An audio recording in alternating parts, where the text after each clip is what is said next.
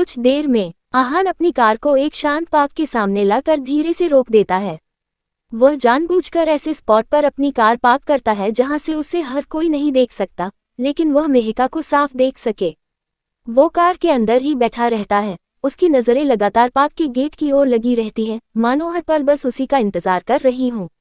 दूसरी तरफ ईशान एक पुराने लेकिन आलीशान बिल्डिंग के पास अपनी बाइक से उतरता है। साहिल की कार पहले ही अंदर जा चुकी होती है। ईशान गंभीर चेहरा लिए अंदर जाता है और एक फ्लैट के सामने रुककर दरवाजा नॉक करता है। साहिल दरवाजा खोलते ही मुस्कुराकर उसे अंदर आने को कहता है।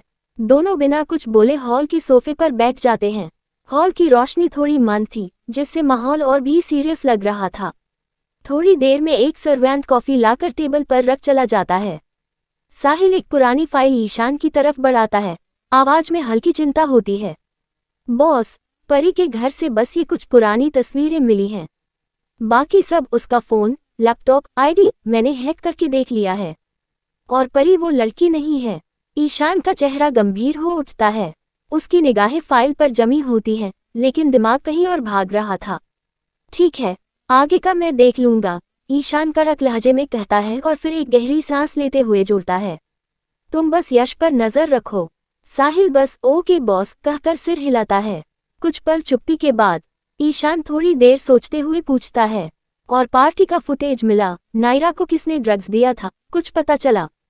ईशान का सवाल सुन साहिल एक अजीब सी हिचकिचाहट के साथ जवाब देता है, मिल गया है, पर मैं उसे खुद हैंडल करना चाहता हूँ। ईशान उसे गंभीर नजरों से देखता है। कुछ देर बस घूरता रहता है, फिर मुस्कुरा देता है। ठीक है, लेकिन अगर किसी भी तरह की दिक्कत हो तो बताना जरूर। तो झट से साहिल भी हाँ में सिर हिला देता है। वही ईशान जाने के लिए खड़ा होता है, तभी साहिल कुछ सोचते हुए उसे रोकता है और कहता है, बॉस, शायद यश आपको पसंद करता है और बहुत भरोसा भी करता है। ईशान उसकी बात सुनकर कुछ पल के लिए ठहर जाता है। फिर वह धीमी, रहस्यमयी मुस्कान के साथ कहता है, यही तो मैं चाहता था। वह फ्लैट से बाहर निकल जाता है। पार्किंग एरिया में जाकर अपनी बाइक निकालता है, हेलमेट पहनता है और तेज रफ्तार से निकल जाता है। उधर मेहिका भी पार्क के गेट के बाहर पहुंच चुकी होती है। वह ऑटो से उतरकर पैसे देती है और चारों ओर देखती है कि शायद आहान आता दिखे। वहीं कार में बैठे आहान की नजरें बस उसी पर जमी होती हैं।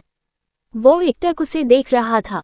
उसने अपनी कार को कुछ इस तरह से खड़ा किया था कि वह मेहिका को देख सके, लेकिन मेहिका उसे नहीं। मेहिका 10 मिनट तक खड़ी वेट करती है, फिर थोड़ा बेचैन होकर फोन करती है, लेकिन आहान उसकी कॉल देखते ही फोन को साइलेंट कर देता है। फिर भी उसकी नजरों में एक अलग सी कसक होती है। वह खुद को रोक नहीं पा रहा था। उसे यूं इंतजार करता देख कुछ टूटने जैसा लग रहा था। थोड़ी देर बाद आहान एक मैसेज करता है, सॉरी जान, ट्रैफिक में फंसा हूँ, थोड़ा लेट लग जाएगा तुम्हारे पास आने में। मेहिका उस मैसेज को पढ़ मुस्कुरा देती है, कोई बात नहीं, आप आराम से आओ। वह रिप्लाई करती है, मगर उसकी आंखों में इंतजार अब भी साफ झलक रहा था। वहीं आहान क्रूर मुस्कान के साथ खुद में ही बड़बड़ाता है, ओके जान, वेट करो, मैं देखता हूँ कितना देर तक तुम मेरा वेट कर सकती हो। और कहाँ तक? कॉफी की चुस्की लेते हुए वह अब भी उसे बस देखता रहता है। मेहिका दीवार से टिककर खड़ी हो जाती है। तेज धूप में उसका चेहरा अब थकने लगा था, पर वह अभी भी वही थी। 4 घंटे बीत जाते हैं। शाम के 4 बजने को हैं।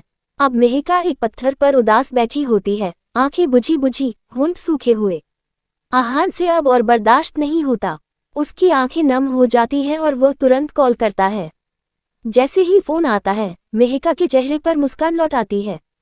हाँ आहान। आहान गहरी आवाज में झूठ बोलता है, सॉरी मेहिका, मैं तुम्हारे पास आने निकला था लेकिन बीच में कुछ फ्रेंड्स मिल गए, मुझे अपने साथ ले गए और मैं मना नहीं कर पाया। मेहिका मुस्कुराते हुए कहती है, आहान, तब तो सॉरी मुझे कहना चाहिए। मेहिका का बात सुन आहान हैरान हो गया और झट से पूछता है, तुम क्यों सॉरी कह रही हो? क्योंकि मेहिका थोड़े मासूम अंदाज में झूठ बोलती है, मैं भी नहीं आई हूँ, घर पर गेस्ट आ गए थे, निकल ही नहीं पाए, अभी बताने ही वाली थी कि आपका कॉल आ गया। आहान की आंखें भर आती हैं, दिल में एक अजीब सी टीस उठती है।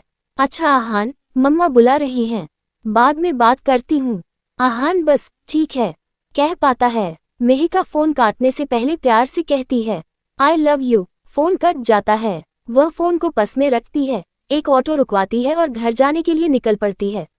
आहान वहीं से उसे जाते देखता रहता है, फिर खुद से बड़बड़ाता है, मेहिका, मुझे बुरा ना लगे इसलिए तुमने मुझसे झूठ कहा, वो भी इतने देर तक मेरा इंतजार करने के बाद। वह कार से उतरकर गुस्से में अपनी कार पर मुक्का मारता है, फिर अंदर आकर स्टीयरिंग पर सिर रख लेट जाता है। क्या जो मैं कर रहा हूँ वो सही है? खुद के सवालों में आहान उलझ जाता है।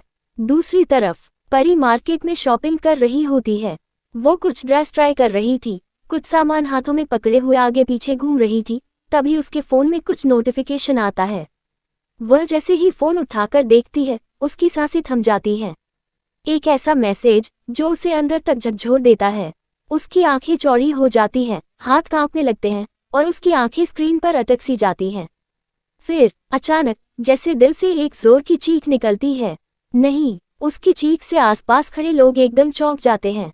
उसकी आंखों से डर साफ दिख रहा था और उसी डर में उसके हाथ से सारा सामान जमीन पर गिर जाता है। हर कोई उसे घूरने लगता है, पर परी को अब किसी की परवाह नहीं होती। वह घबराते हुए जल्दी से नीचे झुकती है, सामान उठाती है और घबराए हुए चेहरे से सबको देखती है। फिर बिना कुछ कहे भागते हुए उस शॉप से बाहर निकल जाती है। बाहर निकलकर वह उसी नंबर पर कॉल लगाती है जिस नंबर से मैसेज आया था, लेकिन ये नंबर इस समय बंद है। फोन की आवाज़ सुन उसका दिल और ज्यादा धड़कने लगता है। क्या करूं, किससे कहूं, ये सब क्या हो रहा है मेरे साथ? उसके चेहरे पर गहरी उलझन और डर होता है, हाथ कांप रहे होते हैं, दिल बुरी तरह धड़क रहा था। फिर कुछ सोचते हुए वो जल्दी से एक ऑटो पकड़ती है और घर की तरफ निकल जाती है। वहीं दूसरी ओर साहिल एक बड़े और शाही बार के ऊपर वाले फ्लोर पर खड़ा था। वो अपने फोन में कुछ देख रहा था। उसकी निगाहें लगातार स्क्रीन पर थी, चेहरा शांत था लेकिन आंखों में एक अलग सा तेज था। फिर वह अपना ग्लास उठाकर सीढ़ियों की तरफ बढ़ता है और ऊपर से ही नीचे की ओर देखने लगता है। नीचे उसका नजर उसी लड़के पर जाता है जिसे उसने कॉलेज के ग्राउंड में पहली बार देखा था। वो अकेला एक कोने में बैठा ड्रिंक कर रहा था। उसका चेहरा थोड़ा झुका हुआ था, आंखें नशे में डूबी हुई थी। साहिल के होठों पर एक शरारती मुस्कान फैल जाती है। मिस्टर क्यूटी पाई, दोबारा मिल गए। वह धीरे धीरे सीढ़ियों से नीचे उतरता है और बिना पूछे उस लड़के के बगल में बैठ जाता है। फिर अपने ग्लास को उसके ग्लास से टकराते हुए कहता है, चीयर्स मिस्टर स्ट्रेंजर। वो लड़का नशे में थोड़ा झूमता है, उसकी आंखें साहिल पर टिकी होती हैं और फिर वह अचानक साहिल के बेहद करीब जाकर हल्की फुसफुसाती आवाज में कहता है, I am not mister stranger.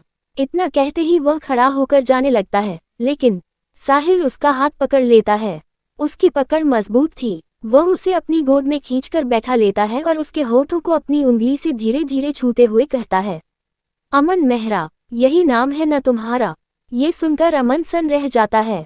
उसकी आंखें चौड़ी हो जाती हैं। वो खुद को छुड़ाने की कोशिश करते हुए कहता है, तुम्हें कैसे पता? तुम हो कौन? साहिल की मुस्कान अब और ज्यादा गहरी हो जाती है। उसकी आंखों में अब रहस्य के साथ पजेसिवनेस भी साफ दिखने लगती है। क्यूटी पाई, मैं तुम्हारे बारे में सब कुछ जानता हूँ। तुम्हारी आंखें, तुम्हारी चाल, तुम्हारी पसंद, और वो भी जिसे तुमने कभी किसी से नहीं कहा। ये सुन अमन हैरान रह गया। वो खुद को साहिल की पकड़ से छुड़ाने की कोशिश करते हुए कहे जा रहा था, कौन हो तुम? छोड़ो मुझे। वही साहिल बिना कोई जवाब दिए खड़ा होता है और अमन का हाथ पकड़कर उसे खींचते हुए बार के प्राइवेट जोन की तरफ ले जाता है। अमन कुछ कह भी नहीं पाता। वहां पहुंचकर वह उसे एक सोफे पर धकेल देता है और खुद सोफे पर बैठकर उसके बेहद करीब आ जाता है। वह अपने दोनों हाथों से अमन के रास्ते को ब्लॉक कर लेता है, जैसे कह रहा हो अब तुम कहीं नहीं जा सकते। फिर क्रूर आवाज में पूछता है, तुम नायरा को पसंद करते हो?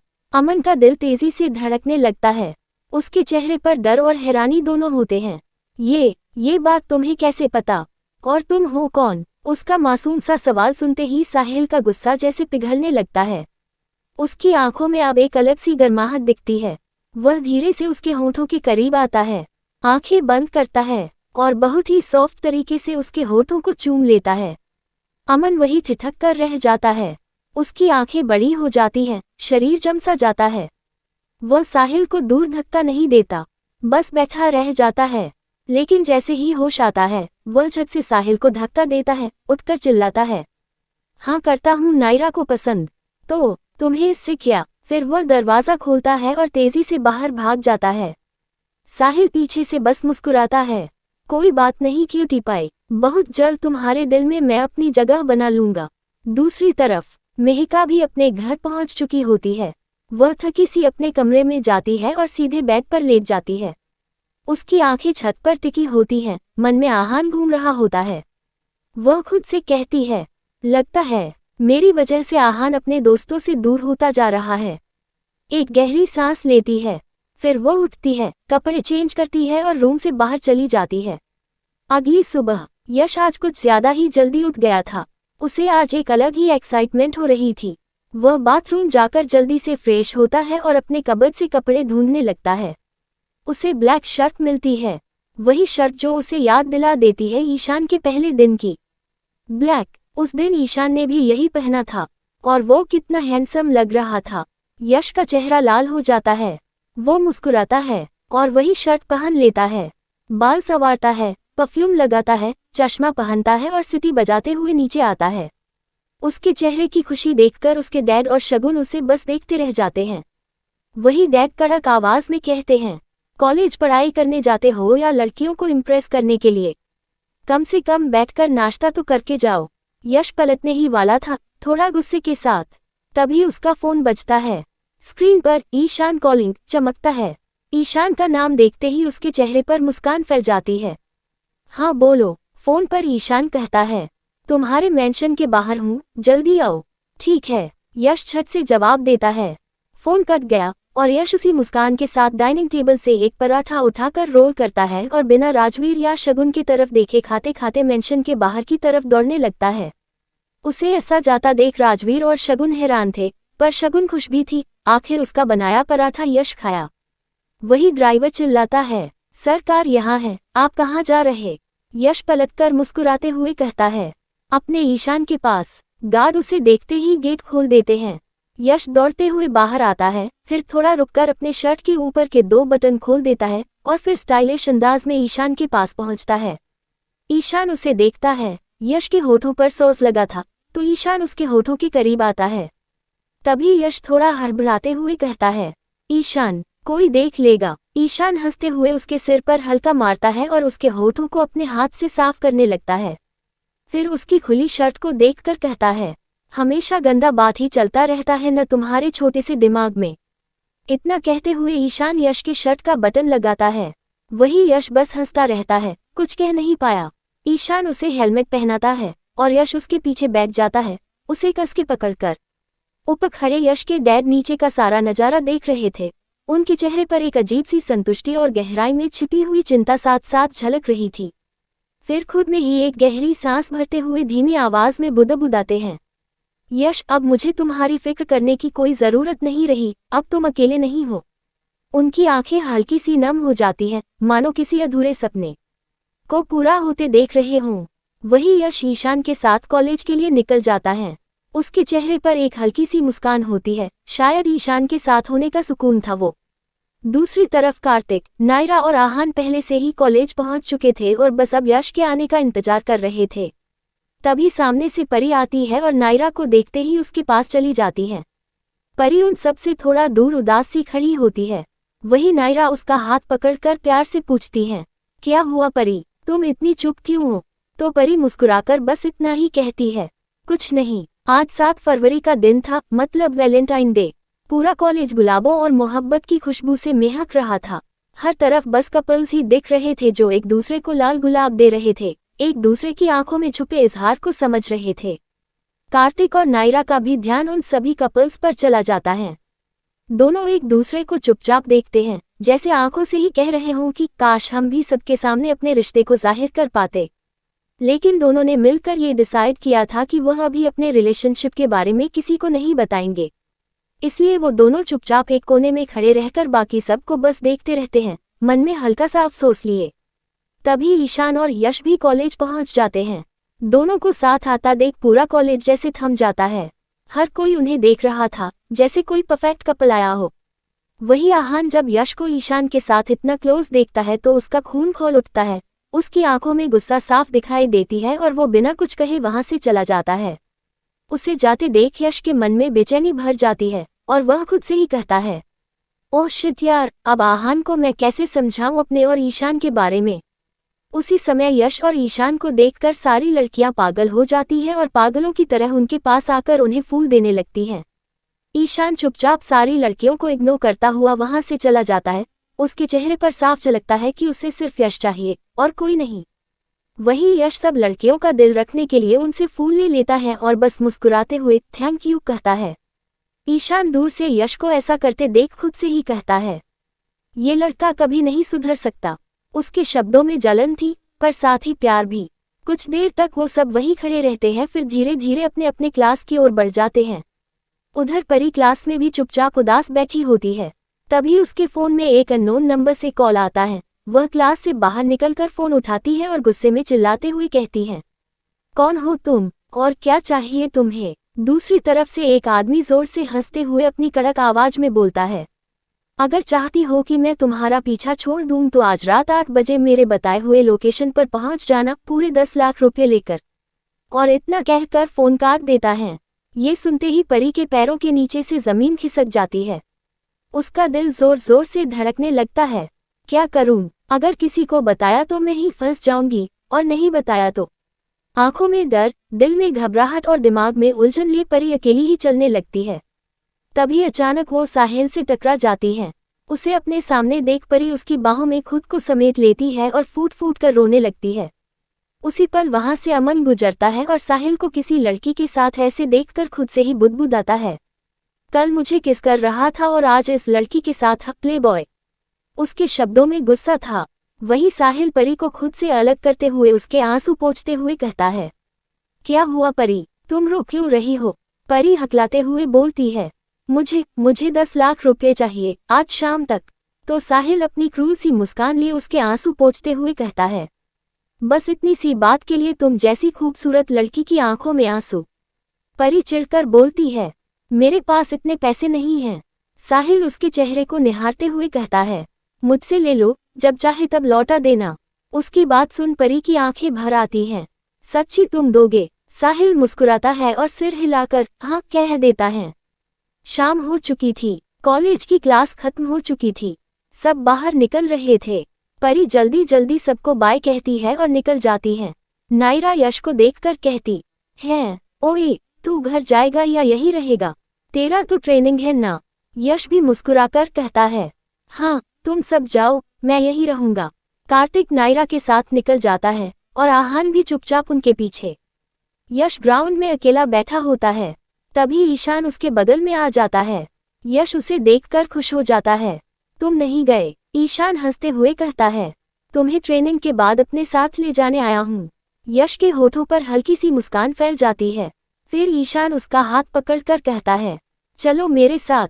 यश मुस्कुराते हुए कहता है, कहाँ? लेकिन ईशान कुछ नहीं बताता और उसे लॉकर रूम में ले आता है। वहां का दरवाजा बंद कर वह यश के करीब आता है और प्यार से कहता है, भूलना मत बेबी बॉय कि तुम सिर्फ मेरे हो। यश मुस्कुराकर उसके कंधे पर हाथ रखता है, मैं तो पहले दिन से ही तुम्हारा हूँ। तभी यश उदास हो कहता, मुझे तो लगा कि तुम मेरे लिए रोज लेकर आए हो, इसलिए यहाँ लेकर आए। उसकी मासूम सी उम्मीदों से भरी आवाज सुन ईशान के चेहरे पर हल्की सी मुस्कान आ जाती, मगर वह थोड़ा तंज कसते हुए कहता, क्यों? सुबह जितनी लड़कियों ने दिया था वो कम पड़ गया क्या? ईशान की जलन से भरी बात पर यश की उदासी थोड़ी कम हो जाती और वह शरारत से मुस्कुराते हुए कहता, तुम जलते हुए और भी ज्यादा क्यूट लगने लगते हो। यश की ये बात ईशान के दिल को छू जाती है। उसकी मासूमियत और प्यार से भरे लहजे ने उसके चेहरे पर हल्की सी मुस्कान बिखेर दी थी।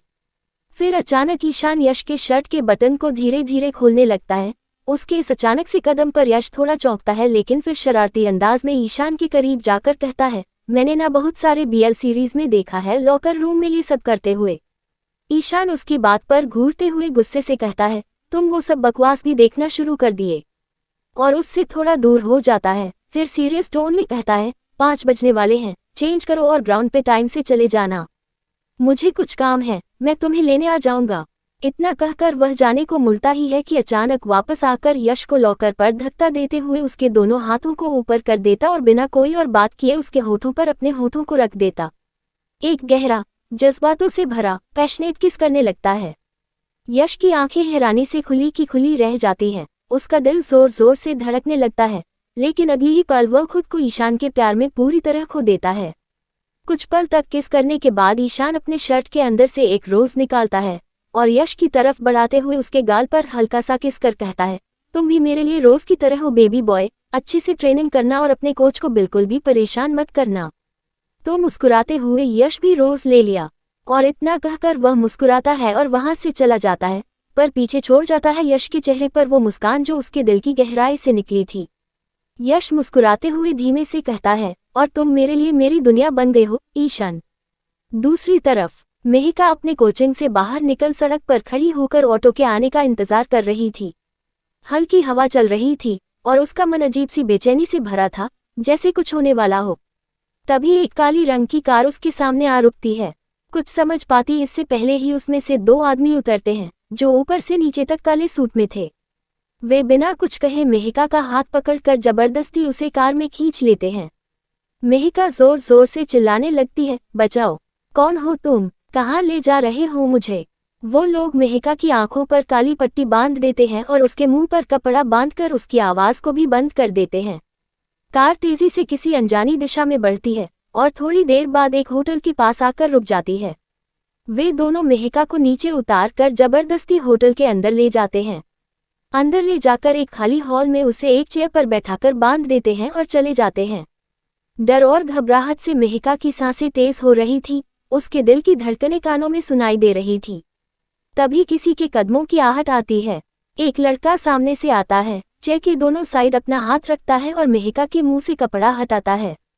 मेहिका झट से गहरी सांस लेते हुए छटपटाने लगती है, कौन हो, क्यों लाए हो मुझे यहाँ। वो लड़का धीरे से उसके पास झुकता है। मेहिका थोड़ा रुककर उसकी सांसों की खुशबू पहचान जाती है और धीमे से कहती है, आहान। आहान उसकी आंखों से पट्टी हटाते हुए मुस्कुराकर कहता है, बंद आंखों से भी कैसे पहचान लेती हो। मेहिका हल्के से मुस्कुराते हुए कहती है, आपकी खुशबू से। आहान थोड़ी चुटकी लेते हुए कहता है, डायलॉग काफी पुराना है। तो मेहिका शरारती अंदाज में कहती है, आपसे ही तो सीख रही हूँ। फिर उसकी नज़र चारों ओर जाती है और वो सन्न रह जाती है।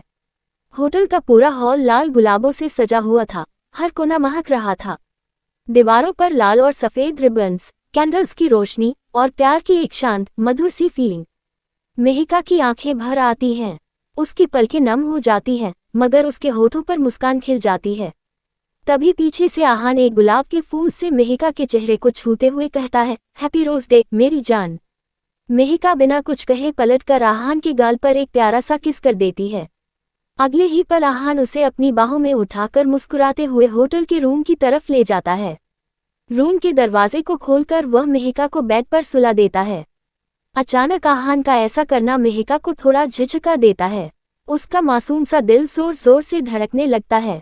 फिर आहान अपना जैकेट उतारता है और धीरे धीरे मेहिका के पास आता है। उसकी आंखों में चाहत की चमक थी और उस पल की गहराई उसकी हर हरकत में दिख रही थी। वह मेहिका के चेहरे पर अपना हाथ रखता है, उसके पूरे चेहरे को प्यार से चूमता है और फिर उसके होठों को नर्मता से चूमने लगता है। मेहिका पूरी तरह से आहान के प्यार में डूब चुकी थी, जैसे वो लम्हा उसके लिए ही बना हो। फिर आहान खड़ा होता है, अपना टी शर्ट और घड़ी भी उतार देता है। मेहिका की सांसें तेज हो रही थी। वह उसके करीब आता है और उसके होठों से लेकर गर्दन तक उसे चूमने लगता है। मेहिका अपने कांपते हाथों से आहान के कंधों को कस के पकड़ी होती है। उसका प्यार, उसका स्पर्श, सब कुछ उसके मन में तूफान सा ला रहा था। फिर आहान मेहिका के टॉप के अंदर अपना हाथ ले जाता है और पीछे से उसका जिप खोलते हुए प्यार से उसकी गर्दन और कंधे को चूमने लगता है।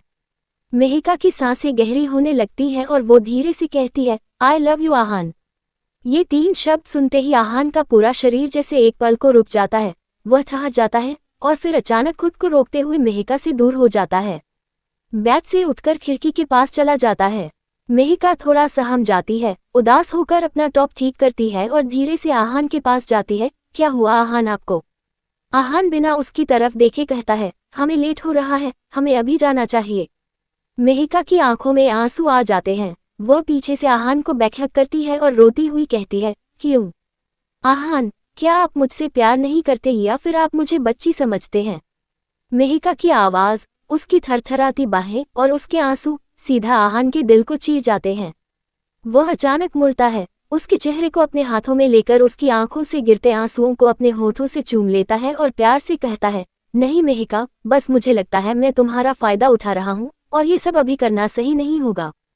ये सुन मेहिका की आंखों में चमक लौट आती है, वह मुस्कुरा देती है और आज उसे आहान से और भी ज्यादा प्यार हो जाता है।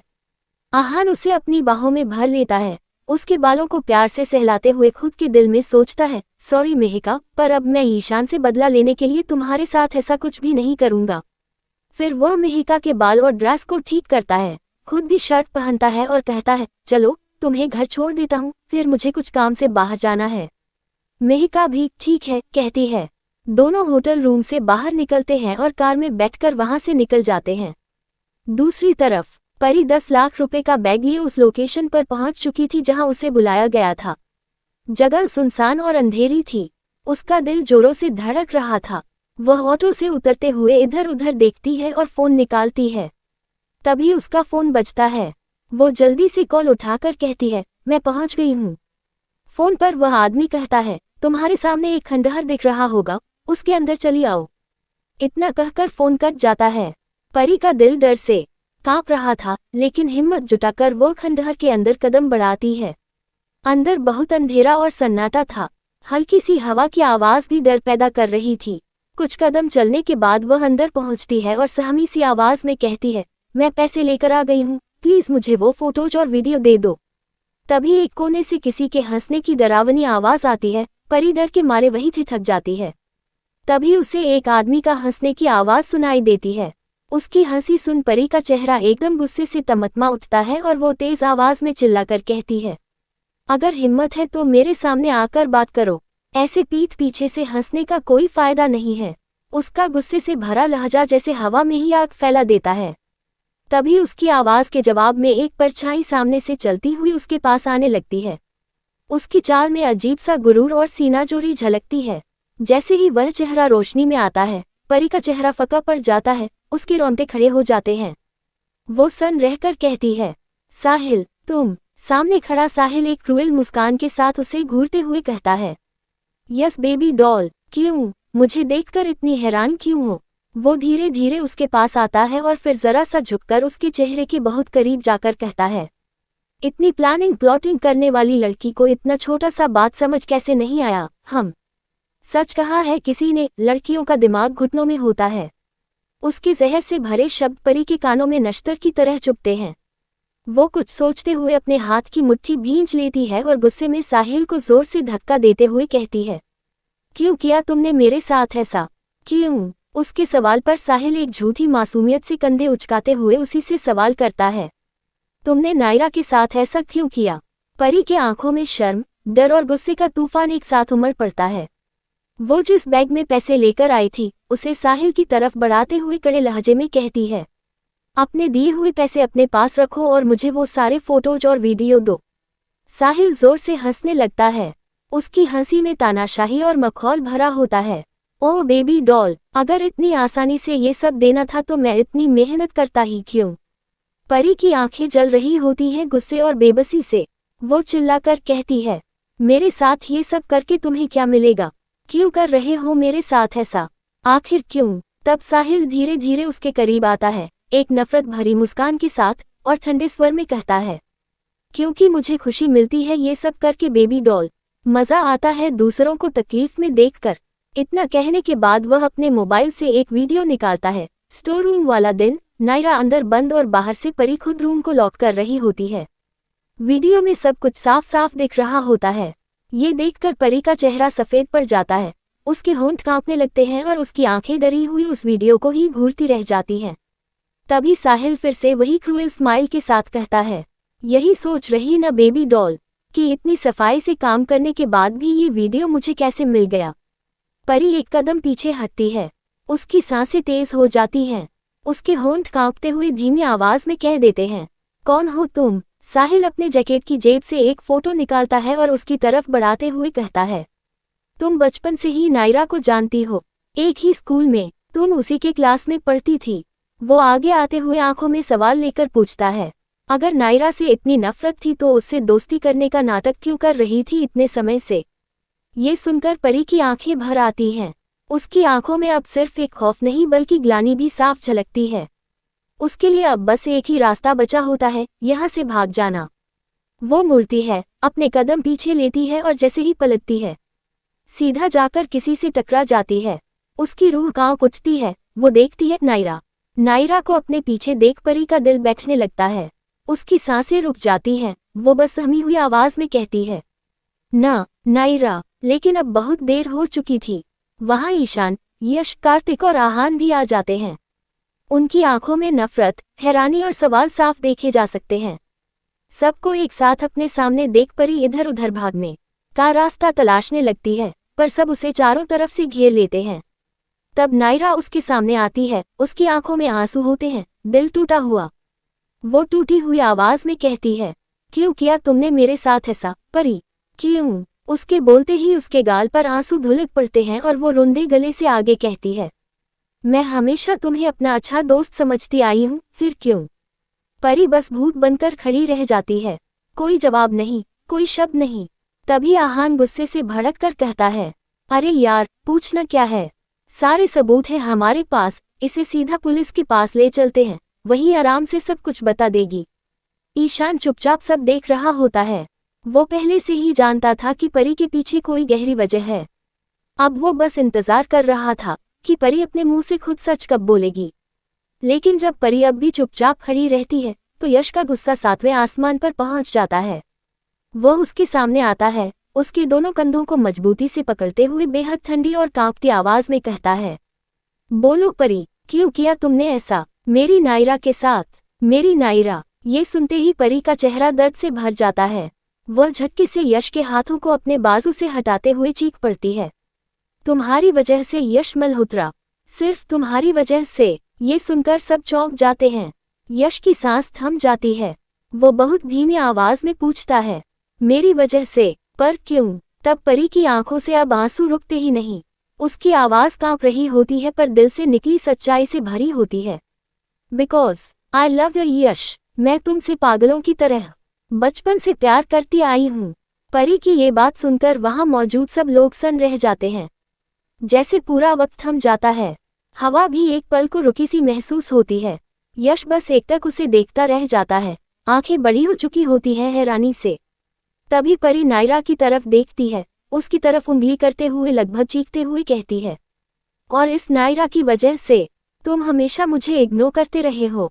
फिर वो यश के चेहरे को अपने हाथों में पकड़ती है। उसकी आंखों में देखते हुए डूबती आवाज में कहती है, मुझे गौर से देखो यश, मैं तुम्हारे लिए कितनी बदल गई हूँ। पहले से भी ज्यादा सुंदर हो गई हूँ, ताकि इस बार तुम मुझे रिजेक्ट न कर सको जैसे बचपन में किया था। उसकी आवाज अब बुरी तरह टूट रही होती है। उसके आंसू अब लगातार बहते जा रहे होते हैं।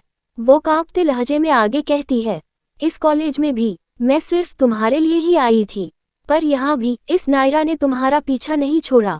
दिन रात तुम्हारे साथ चिपकी रहती है और मैं बस दूर खड़ी तुम्हें देखती रह जाती हूँ। उसके ये शब्द अब उसकी आत्मा से निकलते हैं, दर्द, मोहब्बत, जलन और टूटी हुई उम्मीदें। और अब वो बस वही जमीन पर खड़ी जाती है, जैसे सारे राज अपने आप बहा दिए हों, जैसे अब उसमें कुछ बाकी ही ना रहा हो। इतना कहने के बाद परी यश के गले से लगकर फूट फूट कर रोते हुए कहने लगती है, प्लीज यश, मुझे एक मौका दे दो। तुम्हें जैसी लड़की चाहिए मैं बिल्कुल वैसी बन जाऊंगी। तुम जैसा कहोगे वैसा ही करूंगी। तुम्हारी हर जरूरत को पूरा कर दूंगी। तुम्हारे लिए कुछ भी कर जाऊंगी। बस एक बार मुझे प्यार करके देख लो। उसके शब्दों में इतनी बेबसी, इतनी गहराई थी कि कुछ पल के लिए पूरा माहौल थम सा गया। उसकी रुलाई जैसे उस सन्नाटे में गूंज रही थी।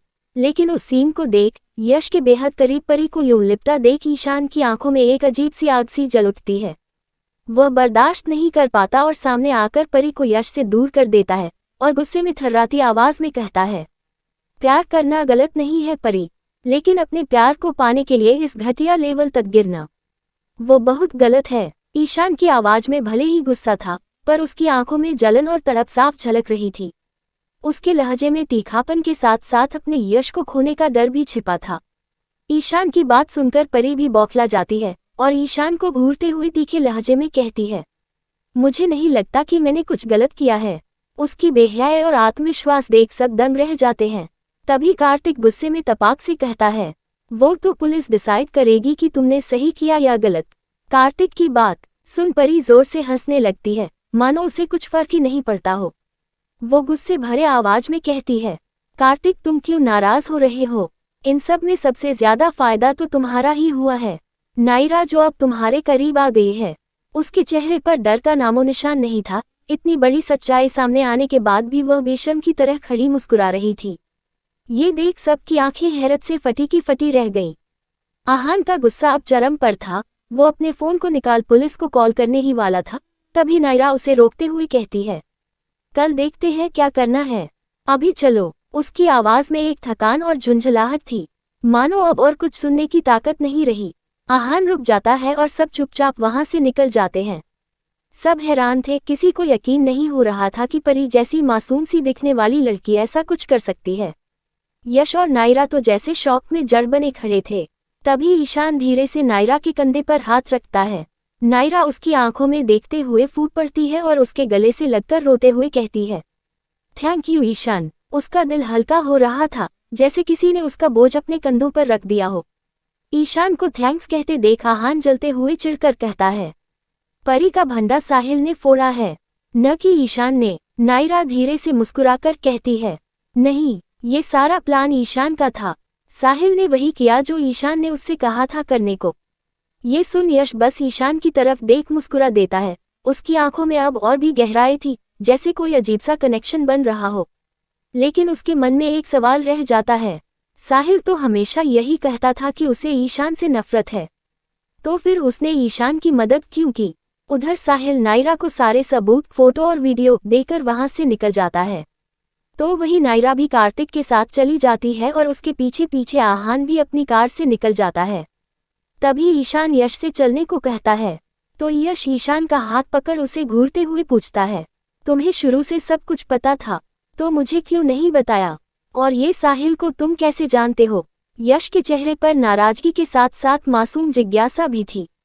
ईशान बिना कुछ बोले अपने पॉकेट से रुमाल निकालकर यश के चेहरे से आंसू और धूल साफ करने लगता है। यश छत से उसका हाथ पकड़कर कहता है, उफ, कुछ भी नहीं मेरे चेहरे पर, क्या कर रहे हो? पहले मेरे सवालों का जवाब दो।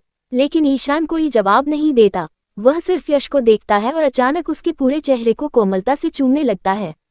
यश उसे रोकते हुए शर्माते हुए पूछता है, ओह ईशान, पहले बताओ ना जो पूछा है।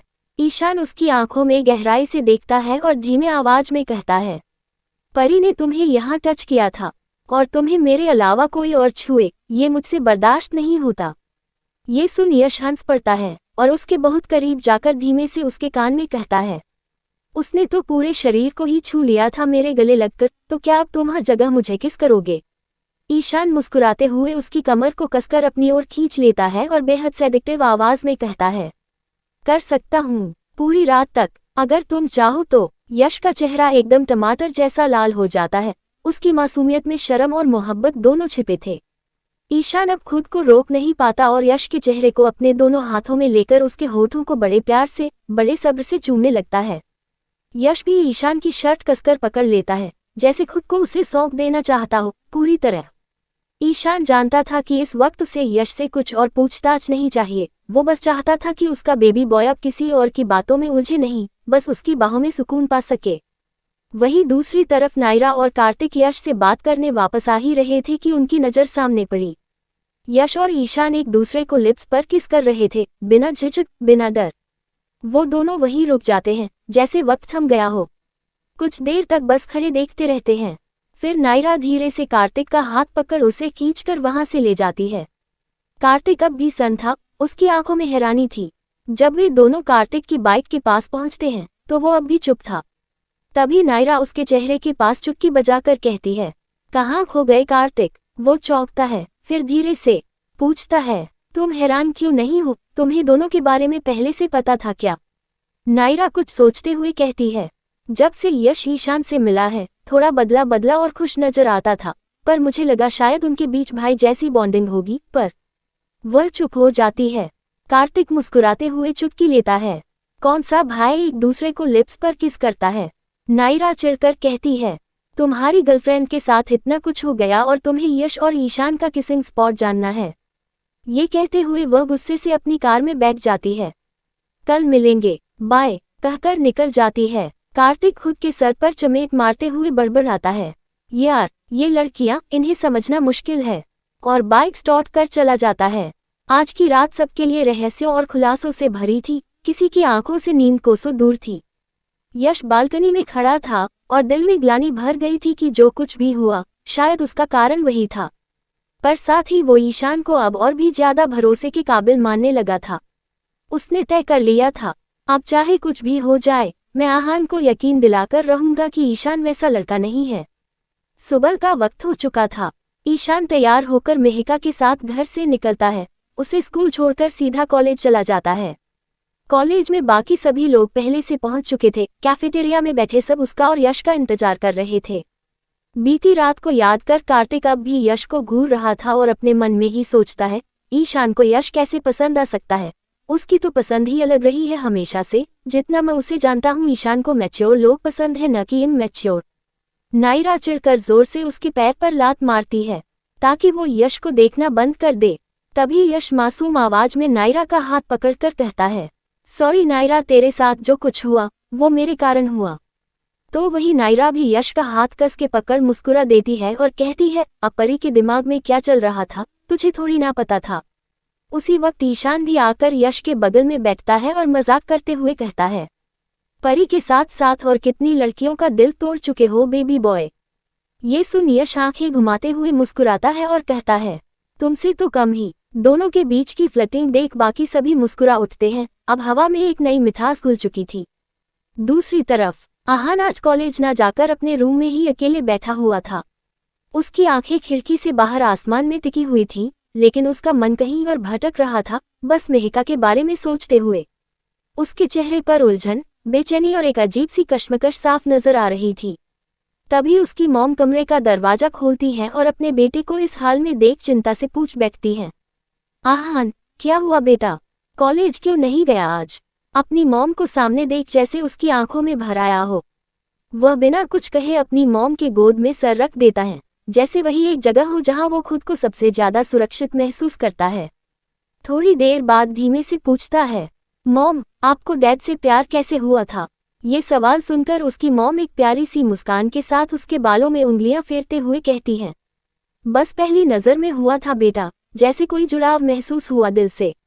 आहान थोड़ा उठते हुए अपनी माँ की आंखों में झांकता है और फिर धीरे से पूछता है, पर आपको कैसे पता चला कि आप जो डैड के लिए महसूस करती थी वही असली प्यार है। अपने बेटे की आंखों में गहराई से झांकते हुए उसकी माँ थोड़ी गंभीर हो जाती है और थोड़ी देर सोचने के बाद चुटकी लेते हुए कहती है, तुम्हें किसी लड़की से प्यार हो गया है क्या। इतना सुनते ही आहान झट से उठकर कह देता है, नहीं मॉम, मैं तो बस ऐसे ही पूछ रहा था। उसका जवाब सुनकर मॉम मुस्कुरा देती हैं। वो कोई और सवाल नहीं करती, बस उसका माथा सहलाते हुए प्यार से कहती है, जिस दिन तुम्हारी जिंदगी में वो सही लड़की आ जाएगी ना, उस दिन तुम्हारे दिल को खुद ब खुद पता चल जाएगा कि प्यार क्या होता है। इतना कहकर वह धीरे से उठती है, आहान की ओर एक बार प्यार भरी नजर डालती है और कमरे से बाहर चली जाती है, लेकिन उनके जाते ही आहान की आंखों में कहीं कुएं से मेहिका की परछाई बस जाती है। वहीं दूसरी तरफ आहान के कॉलेज न आने की वजह से यश बहुत परेशान था।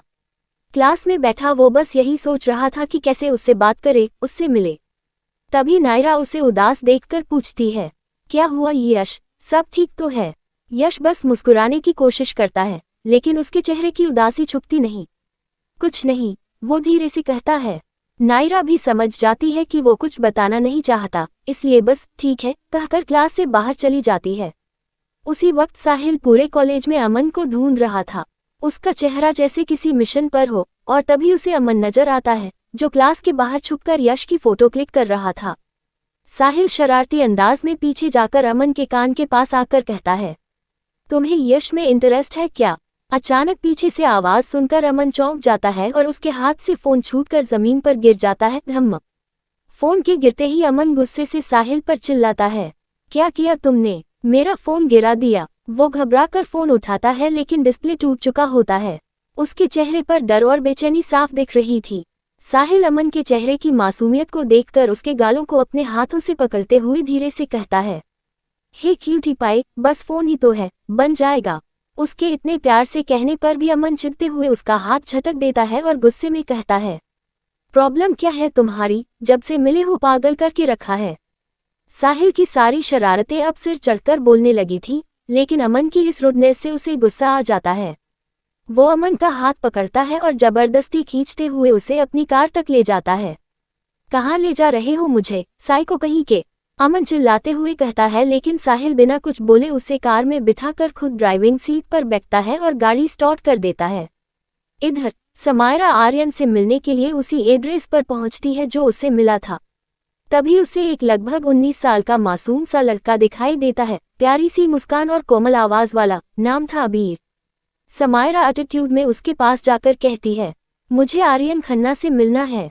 कहाँ मिलेगा वो, अबीर थोड़ी शर्माई सी मासूम आवाज में कहता है, आपके पास अपॉइंटमेंट है। समायरा उसे घूरते हुए कोल्डली टोन में कहती है, तुम मुझसे पूछ रहे हो, समायरा रायचंद से। अबीर बिना सोचे झट से कहता है, कौन समायरा रायचंद। ये सुनते ही समायरा का गुस्सा आसमान छूने लगता है।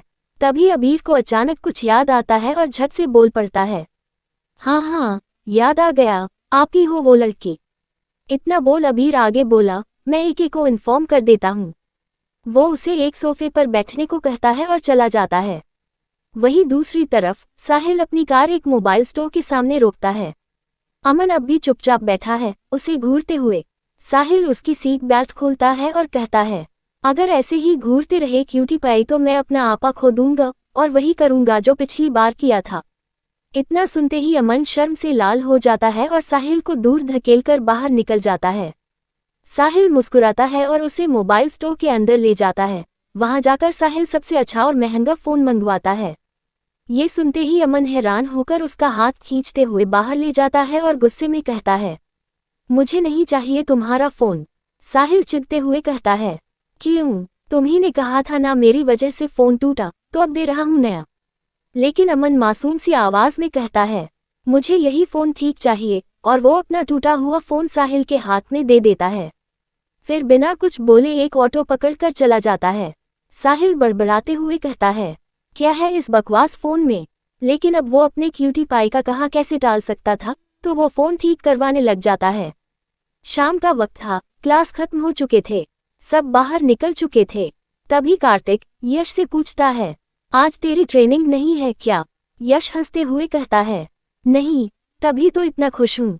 तभी ईशान पीछे से आकर उसके सर पर हल्का सा मारते हुए कहता है, तो इतना खुश क्यों हो। वही यश थोड़ा उदास होकर कहता है, पता नहीं, पर विद्युत बहुत रूडली बात करता है मुझसे, इसलिए मेरा मन ही नहीं लगता ट्रेनिंग में। ईशान उसके लटके चेहरे को देख कोई जवाब नहीं दिया और बस कहता है, चलो कैफे, वहां आराम से बात करेंगे। तभी यश ईशान का हाथ पकड़ता है और कहता है, योजक चिन्ह, नहीं, मैं नहीं चल सकता तुम्हारे साथ। ईशान पूछता है, तो कहाँ जाना है तुम्हें।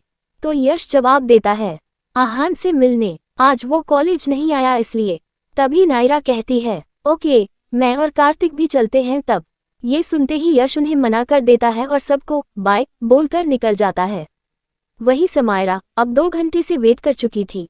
गुस्से से खड़ी हो चिल्ला उठती है, कहाँ है आर्यन, अभी तक क्यों नहीं आया। वही अबीर कहता है, सॉरी समायरा, पर एके आज किसी इवेंट में चले गए हैं।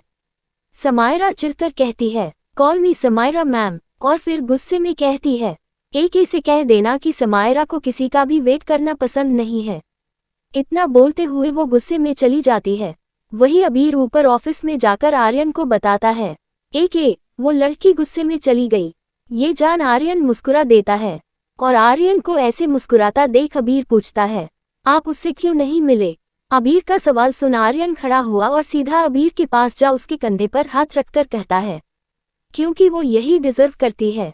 फिर उसे समझाता है, अगली बार अगर वो तुम्हें कुछ बोले या रूडली आवाज में बात करे तो जवाब देना, ऐसे बस सुनते मत रहना, तुम मेरे असिस्टेंट हो। अबीर मुस्कुराकर सर हिला देता है। अबीर की मुस्कुराहट देख आर्यन बहुत प्यार से उसके बाल सहलाते हुए कहता है, गुड बॉय। इतना बोलकर आर्यन चला जाता है, पर अबीर वही अपने बालों को छूता हुआ मुस्कुराने लगता है। इधर साहिल अमन का फोन ठीक करवा चुका था और अब वो उसे आज ही वापस देना चाहता था, इसलिए वो उसी बार में पहुंचता है जहां अमन काम करता था और आराम से एक सोफे में बैठ जाता है। जैसे ही अमन का नजर साहिल पर पड़ा वो उसके पास जा गुस्से में पूछता है, क्यों आए हो तुम यहाँ। साहिल गुस्से में खड़ा होकर कहता है, अपने कस्टमर से कोई ऐसे बात करता है क्या? कहाँ है तुम्हारा मैनेजर? साहिल की बात सुन अमन चिढ़कर कहता है, इतना ओवररिएक्ट क्यों कर रहे हो? तभी मैनेजर आता है और साहिल से पूछता है, क्या हुआ सर? वही साहिल मुस्कुराते हुए अमन की शिकायत करते हुए कहता है, आपका ये वेटर मुझसे बदतमीजी कर रहा है। ये सुनते ही मैनेजर अमन की ओर देखा और अमन को डांटते हुए कहता है, ये हमारे वीआईपी कस्टमर है अमन। इतना कहकर अमन को साहिल से थोड़ा अलग ले जाकर कहता है, लगता है सर से बात करनी होगी, आजकल काफी बदतमीज हो गए हो। सर का नाम सुनकर ही अमन डर जाता है और शांति से खड़ा हो जाता है।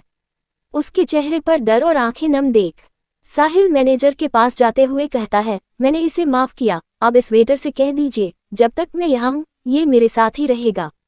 मैनेजर मान जाता है और साहिल को ऊपर प्राइवेट जोन में ले जाने को कहता है। तो अमन भी चुपचाप उसे वीआईपी रूप में ले जाने लगता है, पर दिल अब भी सहमा हुआ था, पता नहीं साहिल आज उसके साथ क्या करेगा। दूसरी तरफ यश आहान से मिलने उसके मेंशन गया हुआ था और आहान को फोन कर उसे नीचे गार्डन में मिलने बुलाता है।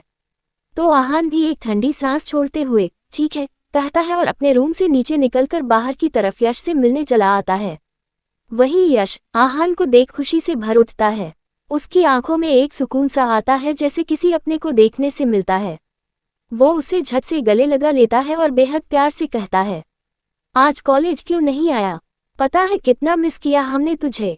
और फिर थोड़ा एक्साइटेड होकर जैसे एक छोटा बच्चा अपनी फेवरेट चीज की जिद करता है वैसे कहता है, चल ना कहीं घूमने चलते हैं, सिर्फ तू और मैं। यश के उस मासूम एक्साइटमेंट को देख आहान कुछ पल चुप हो जाता है, लेकिन फिर वो झट से उससे दूर हो जाता है और ताना मारते हुए बोलता है, क्यों अब तेरे ईशान के पास अपने बेबी बॉय के लिए टाइम नहीं है क्या?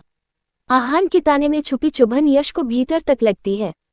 उसका चेहरा पल में ही उतर जाता है और वो अपने मासूम आवाज में थोड़ा सा दर्द छुपाते हुए कहता है, तू ऐसा क्यों बोल रहा है आहान?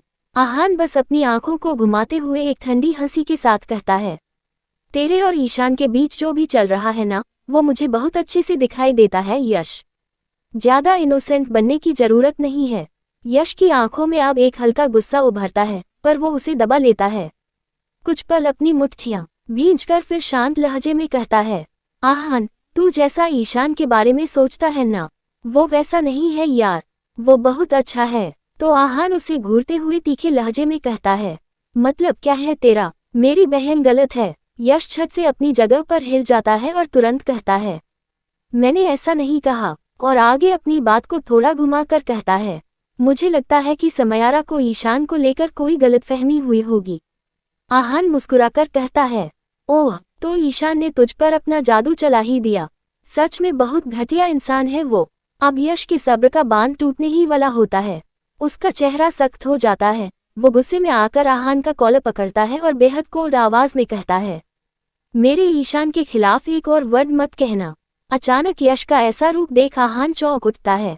आज से पहले उसने यश को कभी यूं आग की तरह जलते नहीं देखा था।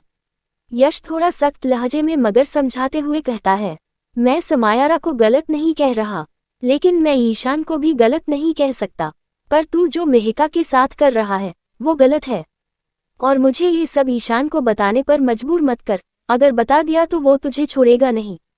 तभी आहान जोर जोर से हंसने लगता है। उसका चेहरा जैसे यश की बातों का मजाक उड़ा रहा हो।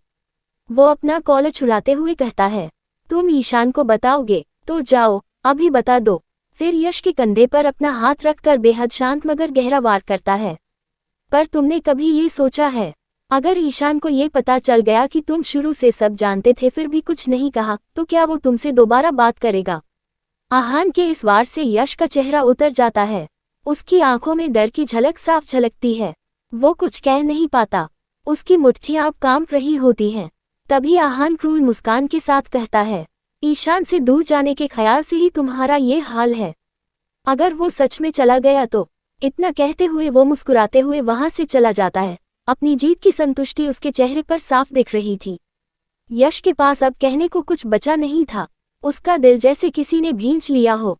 वो बस वहीं खड़ा रह गया, ठंडी हवा में अकेले। दूसरी तरफ अमन साहिल को ऊपर ले जाता है। वही साहिल आराम से सोफे पर बैठकर अमन को अपनी गोद में खींच लेता है। तो अमन छटपटाते हुए दूर होने की कोशिश करते हुए कहता है, जाने दो मुझे यू रास्कल, साहिल क्रूर मुस्कान के साथ कहता है। पहले ये वीडियो देखो, फिर जो कहना है कहते रहना। और अपना फोन निकालकर एक वीडियो प्ले करता है। अमन कुछ सेकंड वीडियो को गौर से देखता है और जैसे ही वो खत्म होता है उसकी आंखें फटी की फटी रह जाती हैं। उसका चेहरा पल में ही सफेद पड़ जाता है। वो कांपते हुए धीमी आवाज में पूछता है, तुम्हें ये कैसे मिला? साहिल उसकी बात सुनकर हल्के में हंसता है और तंज कसते हुए कहता है, पिछले जन्म में गिरगिट थे क्या? फिर उसके और करीब आकर अपने बोल्ड आवाज में धीमे से पूछता है, क्यों? तुमने पार्टी में नायरा के जूस में ड्रग्स मिलाया था, इरादा क्या था तुम्हारा? और उसके होंठों पर एक सेड्यूसिव टच फेरता है। अमन उसका हाथ हटाकर चिढ़ते हुए पूछता है, तुमने इस वीडियो को रिकवर कैसे किया? साहिल उसे अपने बाहों में जकड़ते हुए कोल्ड टोन में कहता है, पहले जो पूछा है वो बताओ। अब अमन को कुछ समझ नहीं आता। वो अपनी आंखें बंद कर बस झट से कह देता है, मुझे वो पसंद थी, मैंने उसे प्रपोज भी किया था, पर उसने मुझे रिजेक्ट कर दिया, तो गुस्से में बदला लेने के लिए ऐसा किया था। इतना कहते ही वो झट से उसकी गोद से उठकर भागने लगता है, मगर साहिल उसका हाथ पकड़ लेता है और बेहद सख्त टोन में कहता है, कोई मेरी बात बिना सुने जाए, ये मुझे बिल्कुल पसंद नहीं। अमन अफसोस से मुंह बनाकर फिर वापस उसके पास बैठ जाता है। उसके आंखों में नमी होती है और वो धीरे से कहता है, प्लीज ये वीडियो तुम किसी को मत दिखाना। साहिल अपनी क्रूर मुस्कान के साथ कहता है। एक शर्त पर। अमन का दिल जोर से धड़कता है। वो झट से पूछता है, क्या? साहिल बेहद करीब जाकर धीमे से फुसफुसाता है, बी माई स्लेव। ये सुनते ही अमन उसे धक्का दे देता है और गुस्से में खड़ा होकर कहता है, दिमाग खराब है तुम्हारा? साहिल अब भी बेहद शांति से सोफे पर लदा रहता है और कहता है, हाँ सही कह रहे हो, मेरा दिमाग खराब हो गया है। जब से तुम्हें देखा है तब से मैं चाहता हूँ तुम पूरे 24 घंटे मेरे नजरों के सामने रहो। मैं जैसा कहूँ वैसा ही करो, इनफैक्ट मेरे साथ रात बिताओ। ये सुनते ही अमन गुस्से से बोलता है, रात बिताने के लिए कोई लड़की ढूंढ लो, मैं कोई लड़की नहीं हूँ। तभी साहिल अमन के होठ को छूते हुए प्यार से कहता है, मुझे फर्क नहीं पड़ता तुम लड़के हो या लड़की, मुझे तो बस अपने ज़रूरत को पूरा करने के लिए हर रात अपनी बाहों में कोई चाहिए। अमन चिढ़ते हुए पूछता है, कैसी ज़रूरत? साहिल उसे वापस पकड़कर सोफे पर गिरा देता है और खुद उसके ऊपर चढ़ते हुए कहता है, वही जो एक लड़के को चाहिए। फिर आगे कहता है, पर फिक्र मत करो, मैं दिखता भले हूँ हरामी टाइप पर अंदर से हूँ स्वामी टाइप, तुम्हें बिल्कुल परेशान नहीं करूँगा। इतना कहकर वो अमन के होठों पर हल्का सा किस कर देता है और फिर उठते हुए कहता है, 14 फरवरी वैलेंटाइन डे है, अपना जवाब तब तक रेडी रखना। और फिर गंभीर होकर कहता है, अगर नहीं आए तो सोच लेना तुम्हारे कॉलेज और जॉब का क्या होगा। इतना कहकर वो बाहर चला जाता है। वहीं अमन गुस्से और डर के मारे अपना सिर खुजलाते हुए खुद से कहता है, कितना कमीना इंसान है ये, साइको कहीं का। और फिर रोते हुए बड़बड़ाता है, अब मैं क्या करूं? दूसरी तरफ यश भी आहान के मेंशन से निकल चुका होता है और अपनी कार के बाहर खड़ा सिगरेट के लंबे लंबे कश ले रहा होता है। उसकी आंखें लाल, चेहरा गुस्से और तकलीफ से भरा होता है। तभी उसे ईशान का कॉल आता है। कॉल आते ही वो झट से सिगरेट को मुंह से निकाल नीचे फेंक देता है और अपने जूतों से उसे मसलते हुए फोन उठाकर कहता है, हाँ ईशान बोलो। वही ईशान उसे सॉफ्ट आवाज में कहता है, आहान से बात कर लिए तो अब घर चले जाना, बहुत रात हो गई है। ईशान को खुद के लिए इतना फिक्र देख यश धीमी मुस्कान के साथ कहता है, बस 10 मिनट में मैं तुम्हारे पास आ रहा हूँ, मेरा वेट करो। और इतना कहते हुए वो फोन काट देता है, अपनी कार में बैठता है और ईशान के कैफे की ओर निकल जाता है। लेकिन दिल अब भी उलझा हुआ था, कहीं गहराई में डरा हुआ।